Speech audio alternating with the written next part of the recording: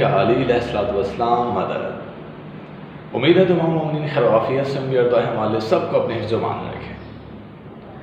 मौलवी कामिल साहब ने मेरे ख़िलाफ़, ज़ैक नकवी के ख़िलाफ़ और इंजीनियर मोहम्मद अली मिर्ज़ा उनके ख़िलाफ़ वीडियो बनाई है और हमें जवाब देने की एक नाकाम कोशिश की है।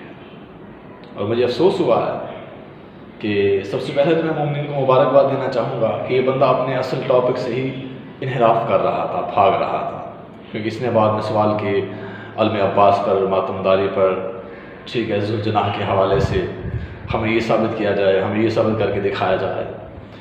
तो अल्हम्दुलिल्लाह हम इंशाअल्लाह इस पर भी वैसे मुबाहिसा करेंगे। हम तो अज़ल से जवाब देते आ रहे हैं, लेकिन आज हम सवाल करेंगे, आप जवाब देंगे। बजाय इसके आप हमें जवाब देते, आप हमें उल्टा अपनी किताबें दिखाते हैं, वो हवाले दिखाते हैं जो हम पर हुज्जत ही नहीं है। तो बहरहाल मोमिन, इस साहब ने कुछ अपने पॉइंट्स बताने की एक नाकाम कोशिश की है।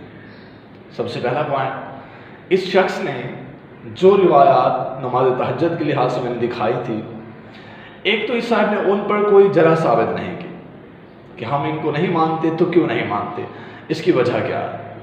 और मैंने इस साहब को सही बुखारी से हज़रत बीबी आयशा से रिवायात दिखाएँ कि बीबी आयशा फरमाती हैं कि रमज़ान हो या गैर रमज़ान, अल्लाह के रसूल 11 रकत नमाज पढ़ा करते थे, और वो नमाज तहज्जुद कहलाती है।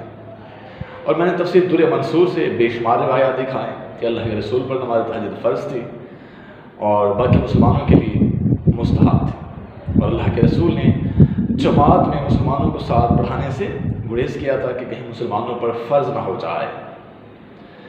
अब देखिए ज़रा मोमिन, यहाँ पर जो मैंने हवाला दिया कि बीबी आयशा फरमाती हैं रमज़ान हो या गैर रमज़ान, अल्लाह के रसूल सिर्फ 11 रकत ही नमाज पढ़ा करते थे। अब इस बंदे को चाहिए था इस हवाले को रद्द करता, इसके ऊपर बताता हमें कि ये ज़ईफ़ है, ये क्या है, इसकी हकीकत क्या है, ये मौजू है, लेकिन ये बंदा कुछ भी इस लिहाज से ना बता सका। क्यों? क्योंकि इनकी अपने कुतुब के अंदर उलमा ने वाज़ेह लिखा हुआ है कि ये ऐसी रिवायात हैं बीबी आयशा से कि जिनकी ना तो तरदीद की जा सकती है और ना तावील की जा सकती है। और बीबी आयशा ने वाज़ेह अल्फाज में बता दिया, समझा दिया, अल्लाह के रसूल रमज़ान हो या गैर रमज़ान 11 रकत नमाज पढ़ा करते थे, क़याम किया करते थे, वो भी आधी रात। अब देखें, इस शख्स ने एक और हमारे साथ गेम खेलने की कोशिश की है। इस शख्स ने एक रिवायत में हमें ये दिखाया कि अल्लाह के रसूल नमाज तहज्जुद कब पढ़ा करते थे? जब मुर्ग आज़ान देता है। मुझे लगता है या तो ये बंदा खुद जाहिल है या जानबूझकर जाहिल बनने की कोशिश करता है या हमें पागल बनाता है। और भाई अपनी कुतुब के अंदर ज़रा जाकर पहले पढ़ लेते, देख लेते कि जो मुर्ग है ये सबसे पहली अज़ान कब देता है।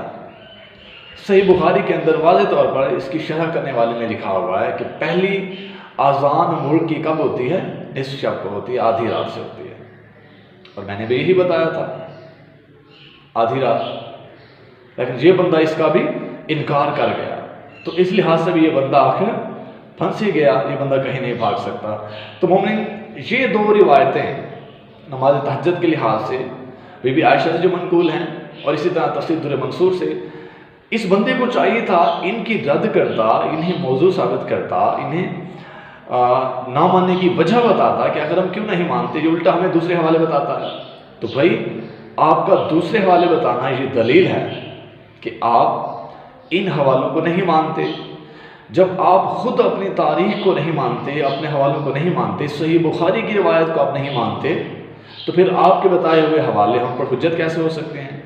बाकी कुतुब आपकी हम पर हुज्जत कैसे हो सकती हैं? कुछ अकल से काम लें, कुछ होश के नाखिल लें।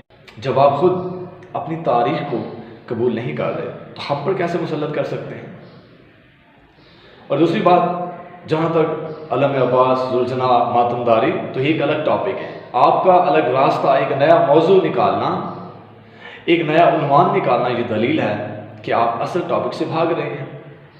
और दूसरी बात मोमिन, अब जहाँ तक बात है कि नमाज तरावी के लिहाज से कि भाई یہ بدعت ہے، آپ علم عباس کے اوپر پنجہ لگاتے ہیں، تو وہ کیوں لگاتے ہیں اگر یہ بدعت ہے تو جناب عالی اصل میں بات یہ ہے، یہ جو بدعت عمر ہے، سنت رسول یہی ہے کہ اللہ کے رسول 11 رکعت نماز پڑھایا کرتے تھے، اور وہ بھی نماز تہجد تھی۔ اب اس بندے نے سنت کے خلاف کام کیا ہے، جیسے کہ آپ خود دکھا چکے ہیں، حضرت عمر نے 20 رکعت نمازیں پڑھائی، تو 20 رکعت نماز پڑھانا سنت رسول کے خلاف ہے، اور جو کام سنت رسول کے خلاف ہو وہ بدعت، اسے آپ عظمیٰ کہہ سکتے ہیں، اور ایسی بدعت ضلالت اور گمراہی ہو سکتی ہے جو اللہ کے رسول کی سنت کے خلاف ہو۔ یہ کام اللہ کے رسول کی سنت کے خلاف ہے، جبکہ ماتم داری، عصاداری، علم عباس، اس پر انشاءاللہ ہم ہر لحاظ سے آپ کو سیٹسفائی کریں گے۔ ہم اس لحاظ سے پہلے بھی ویڈیوز بنا چکے ہیں، اور آپ اپنے ہی اس سے بہتر ہے تھوڑا سا بکس پڑھ لیں تاکہ آپ کو پہلے ہی پتہ چل جائے آخر اس کی حقیقت کیا ہے۔ اور دوسری بات مومن، اس کو میں نے حوالہ دیا تو عمدۃ القاری کا، اس بندے نے اس سے خود تو مجھے حوالہ دینے کی کوشش کی ہے، مجھے دکھانے کی اور اس کے والد سے، لیکن جو حوالہ میں نے دیا تھا اس سے ماننے کی ابھی تک بھی تھوڑی سی زحمت نہیں کی۔ عمدۃ القاری والے نے کس قدر واضح بتا دیا، سمجھا دیا کہ اللہ کے رسول کے دور میں اور حضرت ابو بکر کے دور میں باجماعت نماز تراویح تھی ہی نہیں۔ جی جناب، آپ نے اس پر تو بات ہی نہیں کی، اس کا جواب ہی نہیں دیا، الٹا ہمیں اور روایات دکھاتے ہیں۔ بھئی آپ خود تو مانتے نہیں اپنی روایات کو، ہم پر کیسے آپ ان کو حجت بنا سکتے ہیں؟ تو جناب اب جہاں تک بات ہے نعم البدعۃ ہذہ والی روایت کی، حضرت عمر والی روایت کی، اب دیکھیں مومن، یہ بندہ خود پہلے، اب دیکھیں اس کی ویڈیو تو خود ہی بات ثابت کرتا ہے ویڈیوز کے اندر کہ اللہ کے رسول باجماعت نماز تراویح پڑھایا کرتے تھے۔ جب اللہ کے رسول پڑھایا کرتے تھے، اب پھر یہ بندہ یہ بھی ثابت کرتا ہے رمضان کے آخری جو حصہ ہے اس میں بھی اللہ کے رسول باجماعت نماز تراویح پڑھایا کرتے تھے۔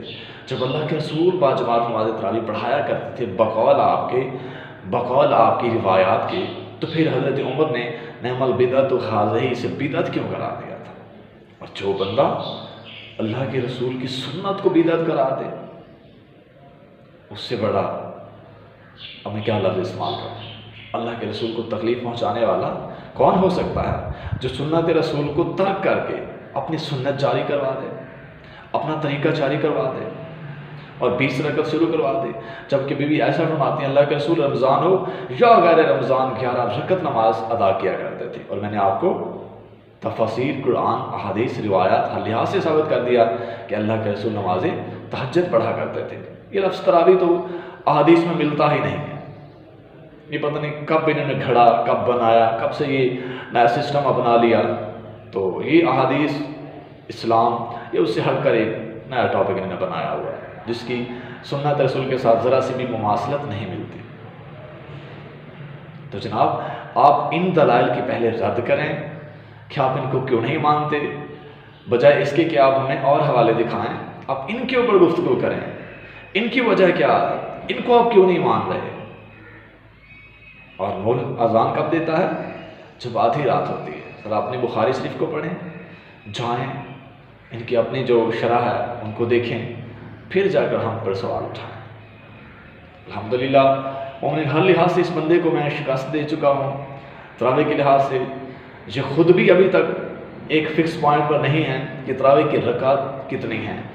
جب انہیں خود ہی نہیں پتہ کہ کتنی رکعت پڑھی جاتی ہیں تو پھر یہ بندہ ہم پر کیسے آ کر سوال اٹھا سکتا ہے، ہم پر کیسے اعتراض کر سکتا ہے؟ اپنے حوالے یہ بندہ خود ہی نہیں مانتا تو پھر ہم پر اپنی تاریخ کو کیسے مسلط کر سکتا ہے؟ میں نے جواب تو نہیں بنانا تھا، بہرحال ایک مومن نے گزارش کی کہ شاہ صاحب اس کا جواب بنا دیں، تو میں نے کہا چلو ایک کلپ بنا دیتے ہیں تاکہ اس کی جو جہالت ہے، بدعقیدتی ہے، وہ سب کے سامنے آ جائے کہ یہ بندہ کس قدر بدعقیدہ ہے اور لوگوں کو کس قدر گمراہ کرنا چاہ رہا ہے، جبکہ حقیقت اس سے ہٹ کر ہے۔ تو جناب رسول اللہ صلی اللہ علیہ وآلہ وسلم کی سنت کے خلاف جو بھی عمل ہو وہ بدعت، جیسے کہ حضرت عمر نے اسے خود بدعت کہا ہے، تو اور بدعت جو ہوتی ہے وہ ضلالت اور گمراہی ہوتی ہے۔ لہٰذا سنت رسول کو جاری کریں، نہ کہ اپنے بدعتوں کے پجاری بنیں اور بت پرستی کا مظاہرہ کریں۔ جزاک اللہ خیر۔ انشاءاللہ مجھے امید ہے آپ میرے ان حوالوں کی پہلے رد کریں گے تاکہ ہم اس بات کو مزید آگے بڑھا سکیں، ورنہ اگر آپ نے ایسے قیاسی باتیں کی، ادھر ادھر کی ماری، تو پھر معذرت خواہ ہوں کہ میں آپ کو جواب نہیں دے پاؤں گا۔ جزاک اللہ خیر مومنین، محمد سلمان علیہ السلام وارث۔ یا امام